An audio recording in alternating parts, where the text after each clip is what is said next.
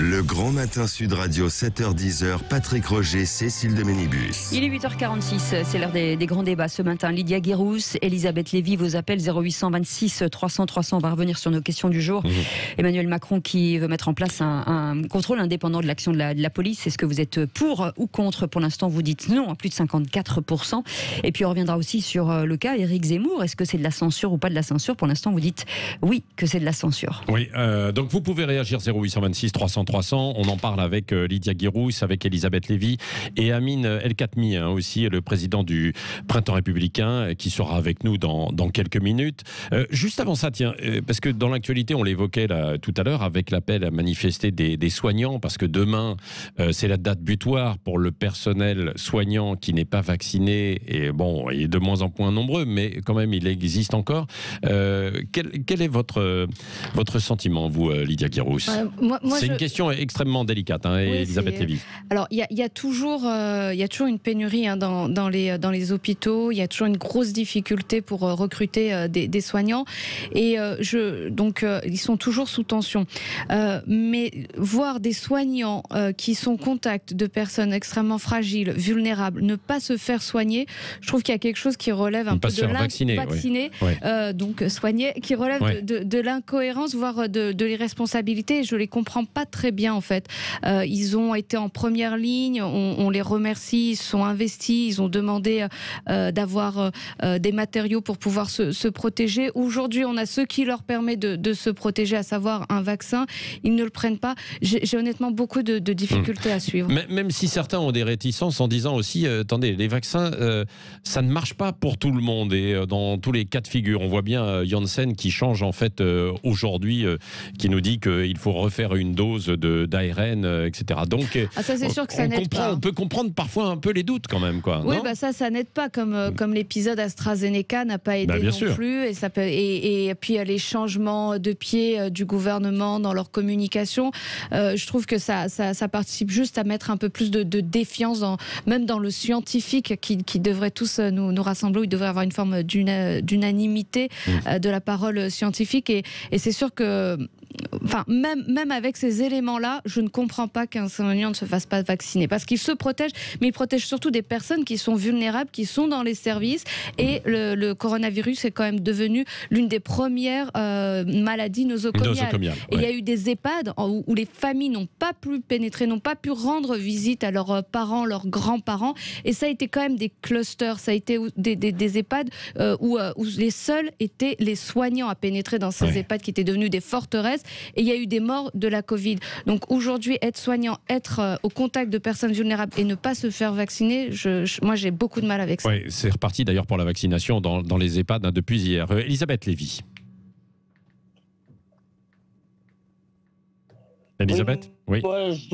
D'abord, je dois vous faire un aveu, j'en ai assez. Vous m'entendez ? Oui, on vous entend bien, oui, Elisabeth. Vous m'entendez ? Oui. Voilà, je dois vous avouer que j'en ai assez de ce débat. Je l'avoue, ça ne m'intéresse plus autant que ça.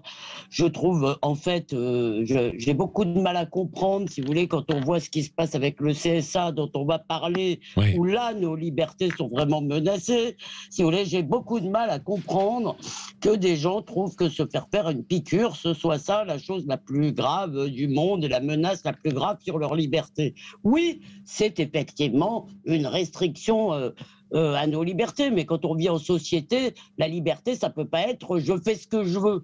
Donc, je reconnais, je vais me faire encore engueuler parce que les gens, je veux dire, sont très arc-boutés là-dessus, c'est notre choix. Bon, bah oui, il y a un peu un dialogue de sourds, si vous voulez, parce que j'arrive pas, moi, effectivement, je suis un peu une croyante naïve dans la science, donc j'ai certainement tort.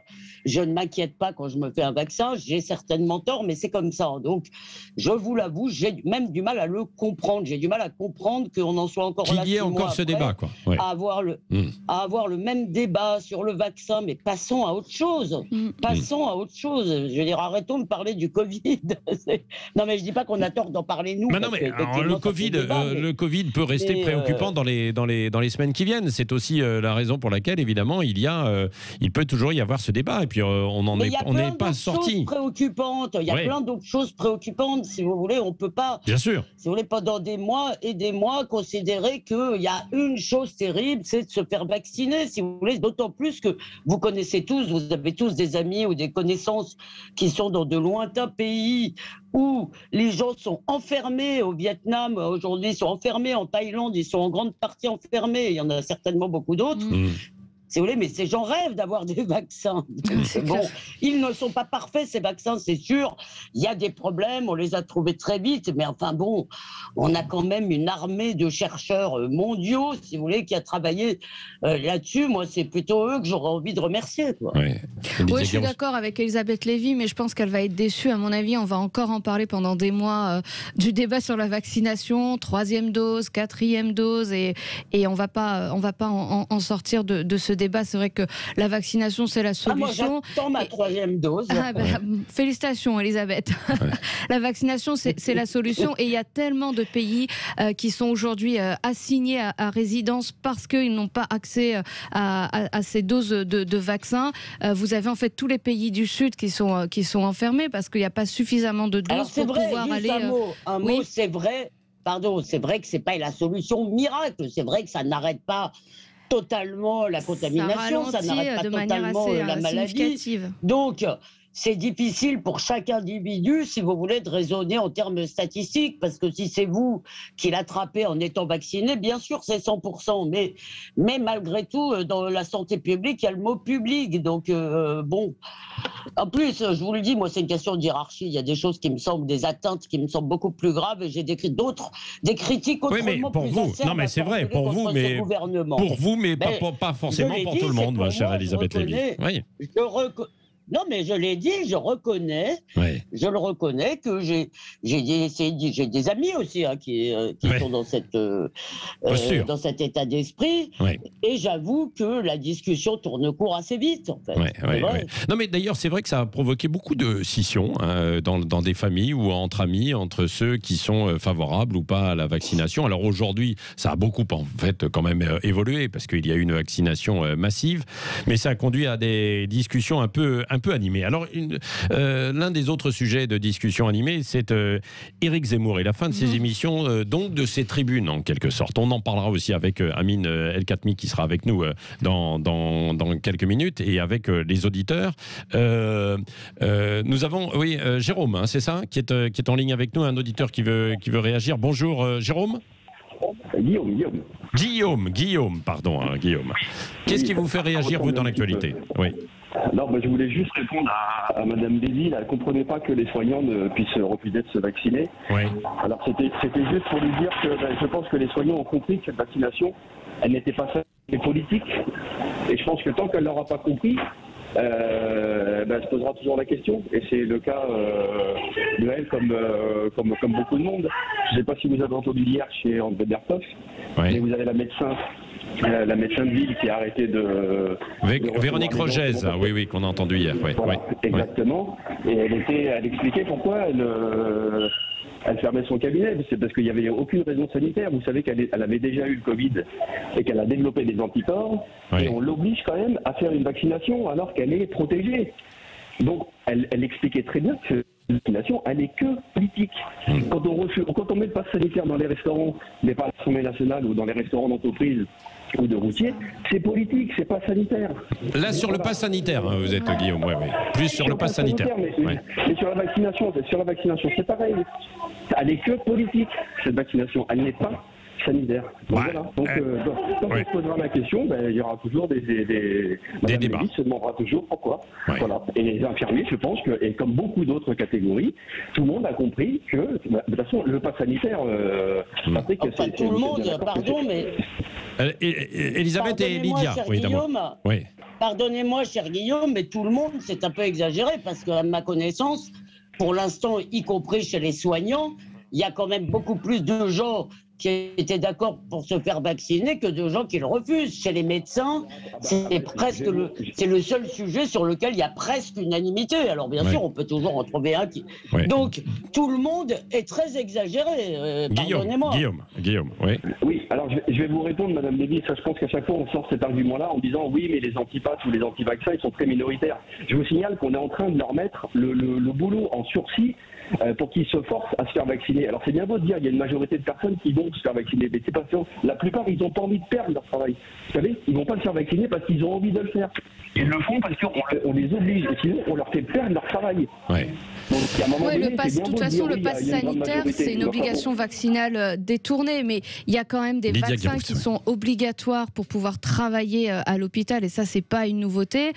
Quand le Covid devient l'une des premières maladies nosocomiales, il est quand même logique d'obliger à se faire vacciner les soignants. C'est là où moi je ne comprends plus en fait les soignants, d'autant plus qu'il y a une très large majorité de soignants, même sans le pass sanitaire, qui s'étaient déjà fait vacciner. Ouais.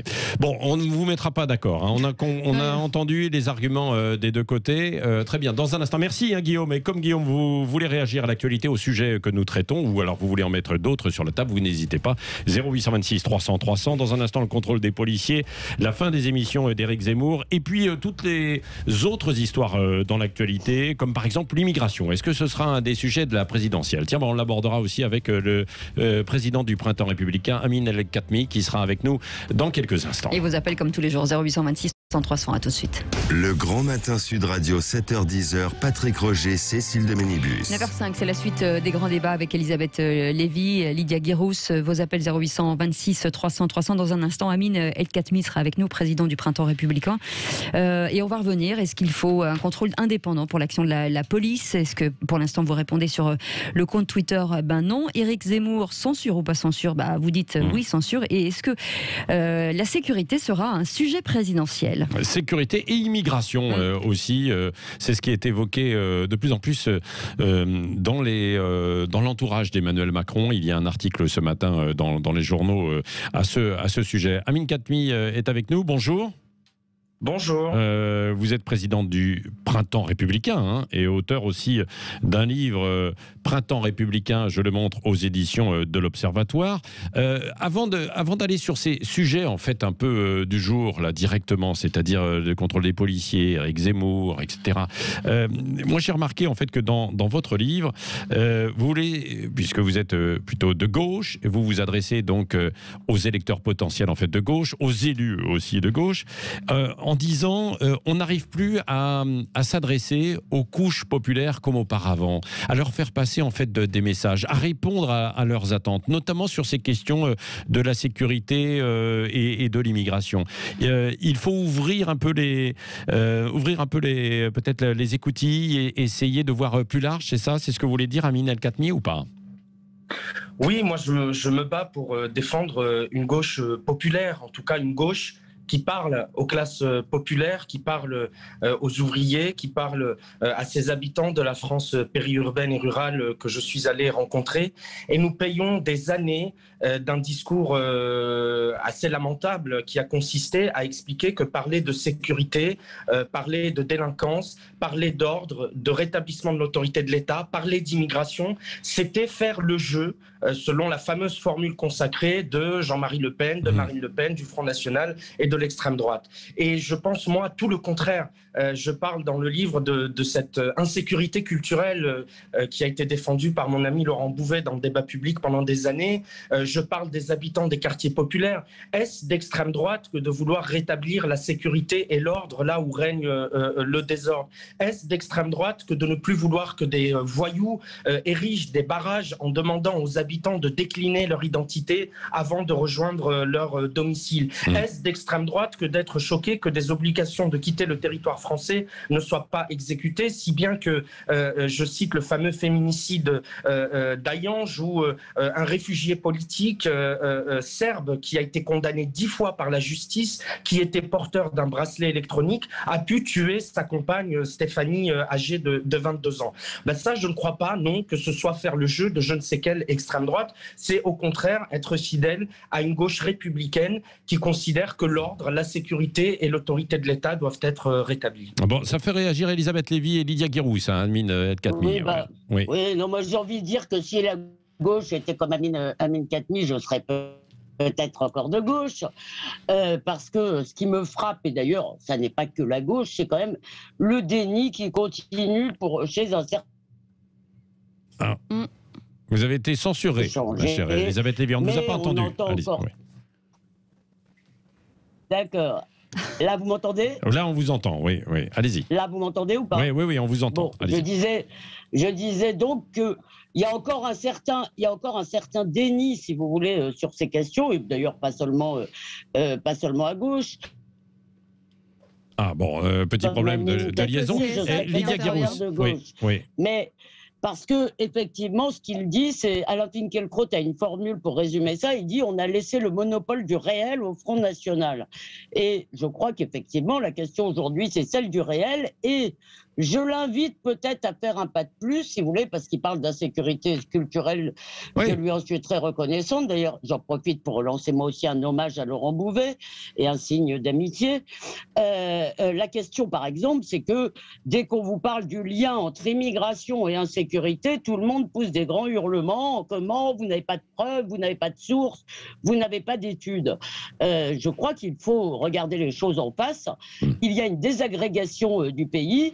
Et moi, il me semble que c'est le modèle multiculturel qu'on essaye de nous imposer, c'est-à-dire la mise à égalité, non pas des individus, ça c'est évidemment, c'est sacré, mais la mise à égalité de toutes les cultures, qui est en train de nous emmener sur un chemin où nous ne voulons pas aller, parce que la vérité du multiculturalisme, en réalité, c'est la guerre. Oui. Bon, avant la réponse d'Amine El Khatmi, une remarque aussi, une réflexion de Lydia Guirousse avec nous aussi. Oui, en réalité, la gauche, elle a trahi toutes ses valeurs et tous ses fondamentaux depuis de nombreuses années. Et si les classes populaires ne se reconnaissent plus dans la gauche, et si les classes populaires se sont détournées de cette gauche pour aller vers l'extrême droite, et même à un moment, la droite, lors de la campagne de Nicolas Sarkozy en 2007, c'était une droite populaire à laquelle il avait su parler, c'est parce qu'il n'y a plus aucun de ses fondamentaux et qu'elle a préféré substituer le peuple populaire par un peuple qui est celui, je dirais, plus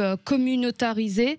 Et c'est ça la trahison majeure de la gauche, avec aussi un abandon de la laïcité, un abandon de tout ce qui est valeur de la République. Et aujourd'hui, la gauche, c'est la gauche du communautarisme, c'est la gauche woke, c'est la gauche racialiste, c'est la gauche non, mais ce qui est intéressant, mais Amine El Khatmi, justement, Lydia Guirousse, parle des oubliés de la République. Il parle des oubliés de la République dans votre ouvrage. Et puis dans ce que vous défendez, Amine El Khatmi. Et comment vous pouvez vous faire entendre par toute la gauche ou une bonne partie de la gauche? Parce que j'ai l'impression, Amine El Khatmi, qu'il y a quand même une fracture, quoi. Ben oui, évidemment qu'il y a une fracture. Ce que vous décrivez, finalement... le divorce entre la gauche et le peuple, il a été théorisé, notamment par cette fameuse note du think tank Terra Nova, qui suggérait au Parti socialiste de ne plus parler aux ouvriers et de ne s'adresser qu'à une coalition de minorités. Donc ils avaient dit il faut parler aux femmes, il faut parler aux habitants des quartiers, et donc en imaginant que l'addition de cette succession de minorités peut faire une majorité dans le pays. Donc ça, c'est évidemment quelque chose qui est désastreux sur le plan politique, sur le plan électoral. Ce que vous disiez, Elisabeth Lévy, c'est écrit noir sur blanc, page 44 de mon livre. À ces difficultés, on peut rajouter le niveau disproportionnellement élevé de délinquance dans une partie de la population immigrée. 24% des détenus sont de nationalité étrangère. Moi, je l'écris. Je suis lucide, parce que cette réalité, je sais qu'elle existe. Mais je sais aussi...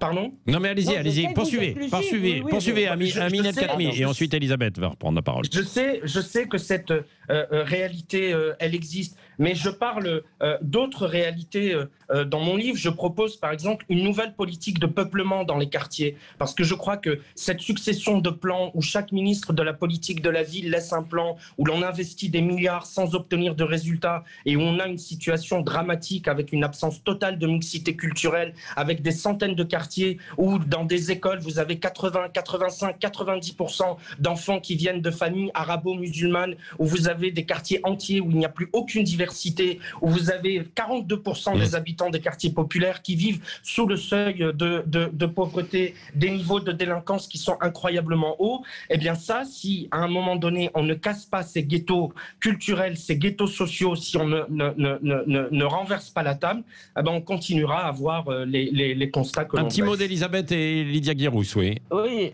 non mais d'abord, je vous remercie parce que je vous entends souvent et que je suis très contente en général de vous entendre et de votre lucidité. Donc là-dessus, il n'y a rien à dire. Simplement, je crois qu'une des raisons, vous avez raison sur ce que vous dites, simplement, il me semble aussi qu'il y a une raison plus culturelle, si je puis dire, c'est-à-dire que, la France ne demande rien, n'exige rien, et que effectivement, c'est peut-être plus difficile de s'intégrer à un modèle républicain. Peut-être qu'il faut dire aux gens qui arrivent ou qui sont arrivés qu'il faut abandonner un peu, effectivement, de ces mœurs. Ce que ne demandent pas d'autres pays. Vous pouvez aller en Angleterre, mettre une burqa et vivre exactement comme au Pakistan ou ailleurs. Eh bien, nous devrions dire qu'en France, ça n'est pas possible. Et ça, je veux dire, et la deuxième chose, j'en finis là, pardon Lydia, c'est qu'il y a un discours, et qui n'est pas seulement à gauche, je veux dire, il ne faut pas non plus être de mauvaise foi, il y a un discours de victimisation qui a été parfaitement intégré par beaucoup de ces jeunes issus de l'immigration, qui, dès que vous leur faites une critique, ça m'est arrivé il n'y a pas longtemps, je l'ai raconté, vous disent « Ah, t'es raciste !» si vous voulez. Et pour qui le racisme supposé ou réel est devenu l'excuse à tout. Et donc, je pense qu'il faut avoir aussi un discours. La République doit aussi avoir un discours de fermeté et dire en d'exigence. Lydia Guirousse, et d'exigence. En fait, les constats sont bons, mais je crois que dans les actions qui sont proposées, il y a encore une forme de romantisme. Et quand on parle de la politique de peuplement, moi, je veux bien, mais si vous avez des populations qui ne sont absolument pas assimilées, qui sont dans un séparatisme très fort dans ces quartiers très populaires, et même voire dans une haine de la France, vous pouvez les mettre dans d'autres quartiers, vous pouvez les mettre dans d'autres villes où ils seront pas seulement entre eux.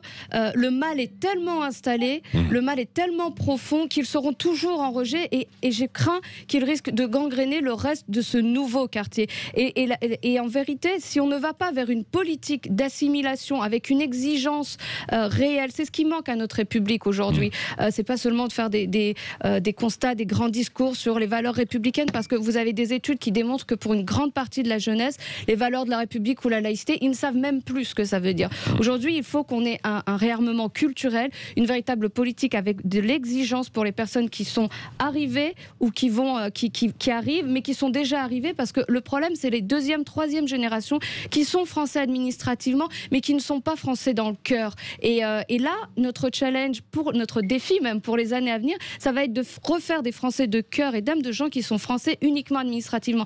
Et sans cette assimilation, je pense qu'on ne parviendra pas à lutter contre le séparatisme et ces ghettos culturels. Ça va nous relancer peut-être sur la proposition, et on va en parler dans un instant, des prénoms français d'Éric Zemmour. Amine El-Khatmi.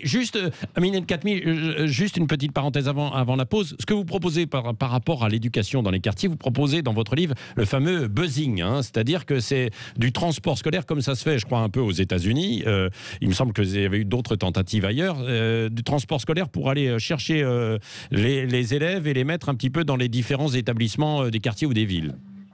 Moi, la logique qui parcourt ce livre, c'est de casser les logiques d'entre-soi et d'enfermement.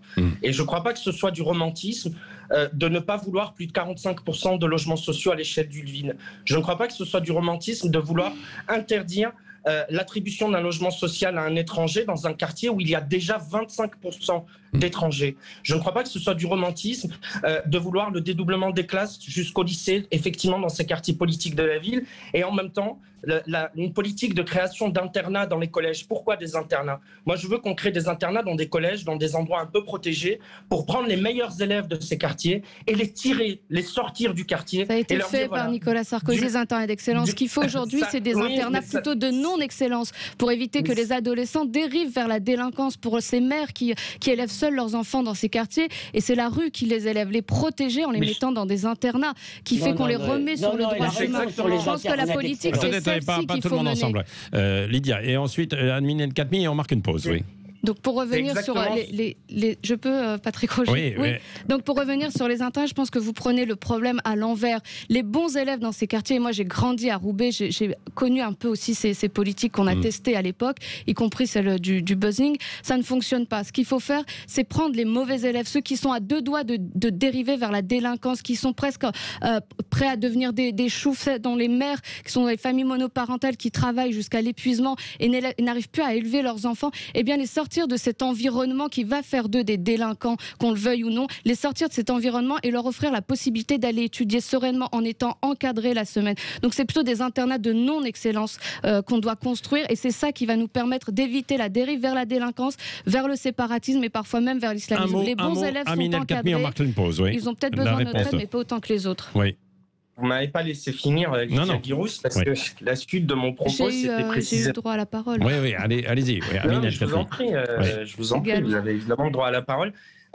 Ça ne vise pas que les bons élèves. Je parle des bons élèves parce qu'on a un enjeu avec des élèves qui essaient de s'en sortir et qui effectivement sont souvent dans des familles monoparentales. Et en réalité, familles monoparentales, c'est des mères seules, souvent qui élèvent leurs enfants. Mais c'est aussi pour ça qu'en proposant le dédoublement des classes jusqu'au lycée, en mettant des moyens dans les réseaux d'éducation prioritaire, on aide aussi les élèves les plus en difficulté. Lorsque je propose un service public chargé du mentorat, ça veut dire quoi? Ça veut dire qu'on a des gamins qui grandissent dans des familles où on n'a pas de carnet d'adresse, où on n'a pas de réseau, où on n'a pas de code, et où les gamins ne s'en sortent pas parce que, notamment lorsqu'il y a une mère seule qui cumule des boulots précaires, qui part tôt le matin, qui rentre tard le soir, elle n'est pas là pour s'occuper de ses enfants. Et donc, je propose qu'il y ait des mentors, un avocat, un médecin, un chef d'entreprise, un fonctionnaire, un préfet, un maire, des gens qui ont réussi dans la vie, qui ont compris les codes, qui ont fait des études, qui ont des réseaux et qui peuvent prendre sous leur aile des enfants de nos quartiers populaires. Voilà, ça fait partie des propositions. Merci. On poursuit dans un instant. On reviendra sur Éric Zemmour et puis également le contrôle des policiers dans un instant. 0826 300 300, vous voulez réagir, vous avez la parole également.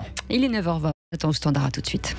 Le Grand Matin Sud Radio, 7h-10h, Patrick Roger, Cécile de Ménibus. Il est 9h24, toujours les grands débats ce matin avec Amine El-Khatmi, qui est président du Printemps républicain et auteur de ce livre, Printemps républicain aux éditions de l'Observatoire, et puis Elisabeth Lévy, Lydia Guirousse. Et vos appels, bien sûr, au 0826 300 300. Alors, on va parler dans un instant du contrôle des policiers, là, avec une structure qui pourrait être mise en place, qui est beaucoup plus indépendante que l'IGPN, puisque l'IGPN, c'est composé de policiers. On verra tout ça, d'ailleurs, dans le Factuel. On sera aussi en ligne avec un représentant des policiers. Et vous, vos appels au 0826 300 300, je sais que ça appelle, ça sonne encore, évidemment, comme les vieux téléphones. Ça sonne toujours, ça, hein, au 0826 300 300. Avant ça, Éric Zemmour à la fin de ces émissions, donc de ces tribunes.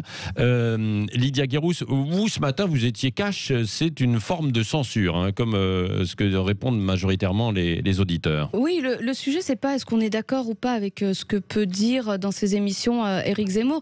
Le sujet c'est est-ce qu'il a bénéficié de la même règle que les autres. Et la règle c'est qu'il faut être candidat officiellement pour que le temps de parole soit décompté. Or aujourd'hui il n'est pas encore candidat officiellement, son job c'est d'être journaliste, éditorialiste. Alors, il y a des rumeurs qui disent qu'il prépare une potentielle candidature. Il s'est adressé au maire, donc pour avoir des signatures. Elle n'est pas encore officielle, donc je pense, à mon sens, je lis ça comme une forme de censure. On met la poussière sous le tapis, on refuse d'entendre et de débattre surtout et d'aller sur le champ des idées et du débat intellectuel pour contrer Éric Zemmour. On préfère la facilité et donc la censure. Amine El-Khatmi et avant Elisabeth Lévy. Moi, je suis en opposition totale avec les thèses d'Éric Zemmour que je combats très fortement. Oui. Après, je m'en tiens au droit et j'ai entendu notamment ce qu'a dit Françoise Laborde, qui est ancienne membre du CSA et qui a très bien expliqué les règles. Les règles, c'est qu'on comptabilise soit des partis politiques, et à ce que je sache, Éric Zemmour n'est pas un parti politique, soit des candidats déclarés à une élection, en l'occurrence à la présidentielle. Et là aussi, même si évidemment il entretient le flou de manière plus ou moins assumé, mais à ce stade, il n'a pas dit « Moi, Éric Zemmour, je suis candidat à la présidence de la République française ». Donc, soit on applique les mêmes règles pour tout le monde, soit on n'applique pas les règles, mais on ne crée pas des règles d'exception. Et puis, pardon, si on veut commencer à aller débusquer des éditorialistes militants qui font de la politique du matin au soir, et je ne vais pas viser le service public de l'audiovisuel, mais je le vise quand même un peu, on va y trouver des gens qui pensent tous la même chose, qui répètent tous la même chose, qui sont en gros entre Jean-Luc Mélenchon et Benoît Hamon sur le plan idéologique. Et là, on ne va pas leur dire, vous êtes, il faut décompter votre temps de parole. Bon, le droit, tout le droit, rien que le droit. Bon, j'ai l'impression qu'ils ont essayé de s'ouvrir, en tout cas, le service public. Je ne sais pas auquel vous faites référence, mais bon, allez, on ne va pas se pencher trop vers la concurrence. Elisabeth Lévy. Si, on va. Excusez-moi, d'abord, une petite malice pour Amine El-Khatmi. Vous n'êtes pas éloigné tant que ça, et surtout des thèses d'Éric Zemmour. Je vous écoute, et sur certains points, vous pouvez le rejoindre. Mais ça, c'est juste... Sur quel point? Alors, sur quel point Amine El-Khatmi rejoint Elisabeth, c'est intéressant. Ouais. Sur la question identitaire, sur l'identité de la France, évidemment, c'est pas le même discours. Mais je veux dire, Amine El-Khatmi, j'ai dit qu'il n'est pas à l'opposé, aux antipodes. Mais pardon, je voudrais dire un mot sur le CSA. Oui. Parce que moi, je vais plus loin que vous, si vous voulez. Il y a là un scandale. C'est-à-dire que le CSA se comporte comme un gendarme idéologique. Et j'ai donné cet exemple ce matin. Ils ont, il n'y a pas longtemps, fait, je sais pas comment ça s'appelle, une remontrance. Enfin, bref, ils ont engueulé cette chaîne où nous travaillons tous les deux, cher Amine, CNews, parce que à une émission de Pascal Praud, où je crois bien que j'y étais, on a parlé de la tribune des généraux. On n'est pas casté avant. Hein. Il se trouve qu'on était tous d'accord. On était tous d'accord, en tous les cas, pour entendre ce que ces généraux disaient. Et là, le CSA dit c'est très mal. Tout le monde avait la même opinion. Il y a 3 jours. À propos d'Éric Zemmour, si vous voulez, vous avez, ça c'est à vous, c'est pas France Inter, c'est France 5, si je ne m'abuse. Oui. Toujours le service public, toujours payé par nos impôts. Là, vous avez 4 personnes. Et alors là, le débat, c'est entre ceux qui pensent qu'Éric Zemmour est fasciste, ceux qui pensent qu'il est raciste, ceux qui pensent qu'il est sexiste, et ceux qui pensent que c'est un salopard, quoi, pour aller vite. Et ces 4 personnes cognent sur Zemmour en cœur, et allons-y gaiement. Mais là, le CSA trouve que c'est tout à fait normal. Donc, moi, le CSA, je commence à en avoir vraiment ras-le-bol.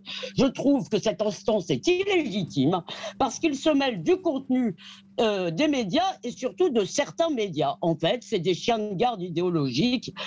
Pour moi, ils n'ont aucune légitimité, comme le défenseur des droits et comme beaucoup de ces autorités. Oui, Elisabeth Lévy, normalement, justement, ils doivent être neutres et indépendants et faire respecter les lois et faire respecter le pluralisme.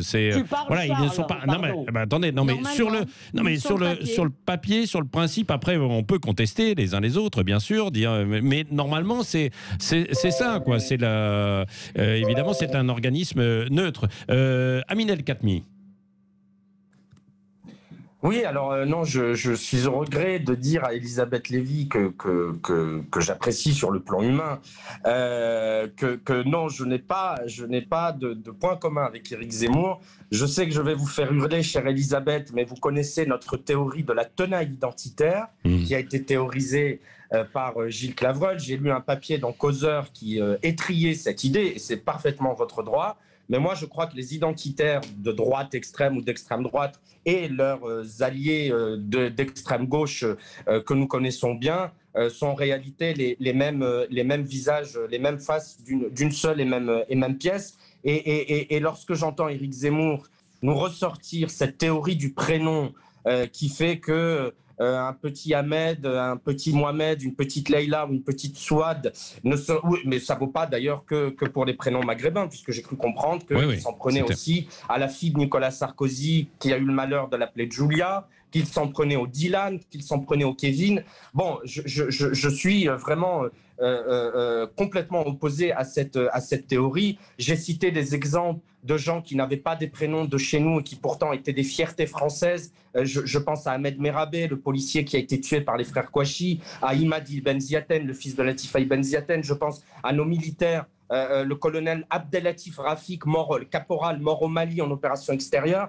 Il ne s'appelait ni Pierre, ni Jean, ni Jacques, ni Martine, ni Sophie, et pourtant c'était d'excellents Français. Et à contrario, vous avez un salopard qui s'appelle Fabien Klein, qui est l'un des plus grands djihadistes et terroristes français, qui a égorgé tout un tas de gens en Syrie. Et lui, il est né, il s'appelait Fabien, il avait un prénom bien de chez nous, entre guillemets. Donc je crois que c'est une polémique qu'il ressort. C'est pas la première fois. Chaque année, quasiment, il nous ressort la même polémique. Il avait eu des mots, on se souvient, sur un autre plateau, il avait déjà sorti ça.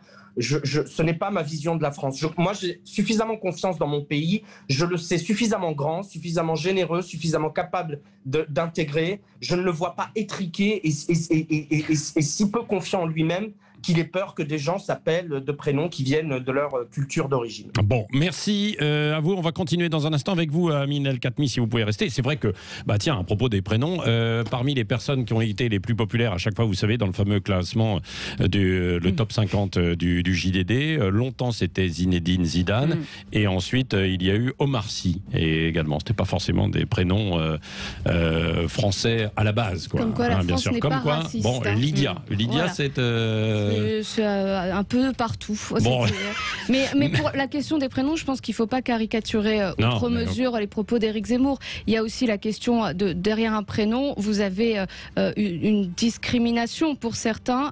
Moi, ma position, c'est qu'en effet, quand vous appelez Mohamed, par exemple, vous allez et vous donnez ce prénom à votre enfant, vous allez l'exposer, malheureusement c'est ainsi, à plus de discrimination. C'est aussi un élément qui marque votre volonté ou pas de vous assimiler à la société française. Et sur la question sociale, un Kevin est plus marqueur socialement. C'est aussi comment on décide de donner plus de chance ou pas et de préserver plus ou moins son enfant. Il faut aussi le lire de cette manière-là. Voilà, c'est aussi de la responsabilité des parents. Merci. Dans un instant, le contrôle des policiers. Avant, tout à l'heure aussi, dans 10 minutes, Cécile, la France à vos côtés, sur les problèmes de pénurie. Pénurie de bois, en l'occurrence de matières premières pour le bâtiment. Et on en parlera avec un acteur économique, un entrepreneur qui cherche du bois un peu partout pour ces constructions, et puis le patron de la CAPEB, que vous savez, la Confédération des bâtiments. On est quasiment en rupture dans certains secteurs. Et avec des tarifs très très très élevés, avec une répercussion bien entendu sur les clients. On en parlera aux alentours de 9h45. À tout de suite, Grand Matin Sud Radio. Le Grand Matin Sud Radio, 7h-10h, Patrick Roger, Cécile de Ménibus. Il est 9h37, c'est la suite du Grand Matin Sud Radio avec nos invités ce matin. On reste ensemble. Amine El Khatmi, toujours avec nous, un président du Printemps républicain et auteur de ce livre du même nom, aux éditions de l'Observatoire. Et puis Bruno Pomar dans quelques instants. Bruno Pomar dans quelques instants. Et puis également on va parler de du contrôle externe là, qui devrait être décidé, annoncé par Emmanuel Macron. C'est une manière de répondre aux critiques visant l'IGPN. Il y a une auditrice qui est en ligne avec nous aussi dans un instant. Mais Félix, qu'est-ce qui lui était reproché justement à l'IGPN, la police des polices ? Eh bien, son manque d'indépendance. C'est un service rattaché à la police nationale, donc au ministère de l'Intérieur, des policiers jugés par des policiers, comme le résument finalement les détracteurs de cette inspection générale de la police nationale, une police des polices qui avait été sous le feu des critiques, par exemple après l'affaire Steve Maya Canisso à Nantes. Souvenez-vous, l'enquête administrative de l'IGPN avait été contredite par la suite par l'enquête judiciaire à propos du lien entre l'intervention policière et la chute du jeune homme dans la Loire lors de la fête de la musique 2019. Cette police des polices, surnommée même la grande blanchisseuse par ses détracteurs, notamment au moment des Gilets jaunes, des rapports contestés de l'affaire Théo à celle de la manifestante Geneviève Leguet pendant justement une manif de Gilets jaunes. Christophe Castaner, d'ailleurs, à l'époque, avait déjà annoncé vouloir réformer l'IGPN pour renforcer son indépendance et éviter les soupçons de partialité. D'un mot, est-ce qu'il existe une police des polices équivalente dans d'autres pays ? Oui, mais chez beaucoup de nos voisins, elle n'est pas rattachée directement à la police ou au ministère de l'Intérieur, des autorités indépendantes dans les pays nordiques ou en Irlande. Aucun policier ou ex-policier admissible, par exemple, au sein de l'équivalent britannique de la police des polices. Au Danemark, elle est rattachée au ministère de la Justice et non de l'Intérieur. Ou encore en Belgique, là, elle est dirigée par un magistrat avec des membres nommés par le Parlement. Oui, qu'est-ce que vous en pensez ? Je crois que c'est Sandrine qui est avec nous au téléphone au 0826 330. C'est Simone. Simone, pardon. Simone qui nous appelle des Landes. Bonjour Simone. Bonjour. Ouais, ça commence par un S aussi. Oui, voilà, c'est ça. Bon, alors Simone, avant d'entendre aussi avec nous Bruno Pomar et Amine El Khatmi. Oui, écoutez, j'ai failli attraper une attaque, quoi. Vous entendez à la fête de l'UMA des gens qui vous disent les Français n'aiment pas la police. Je ne sais pas pourquoi ils se mettent à la place de tous les Français d'ailleurs. Et alors le gouvernement, lui, pour trouver ça, il dit vous avez raison. Hein, vous avez raison, parce que quand ils commettent une faute, l'IGPN, elle est pas indépendante, elle les couvre, etc. Alors on va les faire surveiller. Voilà. Alors vous avez une administration qui a un organisme qui est là pour, voyons, surveiller les mauvaises actions, on va dire, pour la police.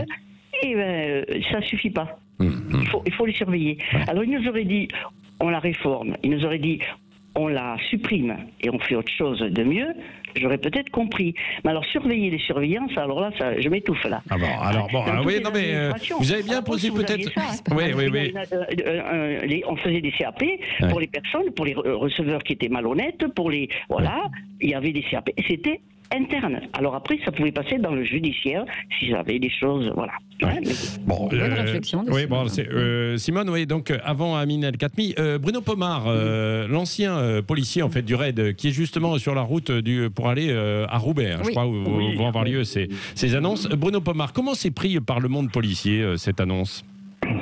Écoutez, c'est toujours jeter la suspicion sur la police de façon générale, mais voilà, je vous écoute depuis ce matin et effectivement, on pense que l'IGPN est un organe de la police et qui serait indulgent vis-à-dire des policiers qui commettraient des méfaits. C'est totalement faux. J'étais hier soir encore au téléphone avec Brigitte Tullien, qui est la patronne de l'IGPN, pour m'assurer de ce qui se fait réellement, parce que des fois, je me posais moi-même des questions.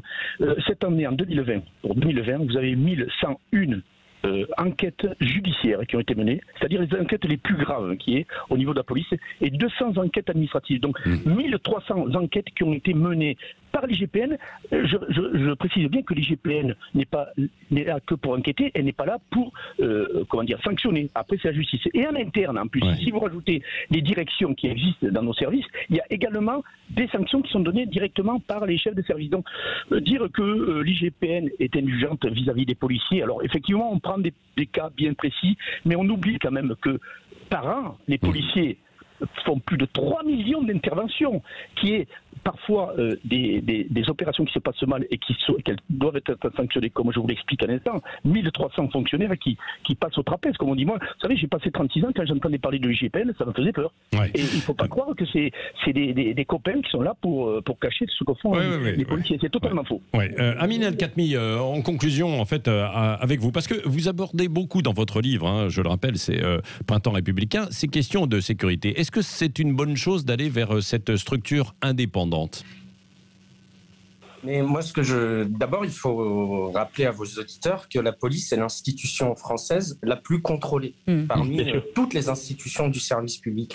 Que l'IGPN est d'une sévérité totale. Il n'y a aucune complaisance de la part des policiers, parce qu'évidemment, les policiers de l'IGPN, ils veulent donner une bonne image de l'institution. Et donc, lorsque l'un de leurs collègues dérive ou a une mauvaise action, eux, ils proposent sa condamnation qui ensuite doit être décidée par la justice. Donc, et par ailleurs, on a d'autres institutions. Lorsque vous êtes victime, vous pouvez saisir la justice, vous pouvez saisir le défenseur des droits, vous avez tout un tas de moyens de vous exprimer et de vous défendre.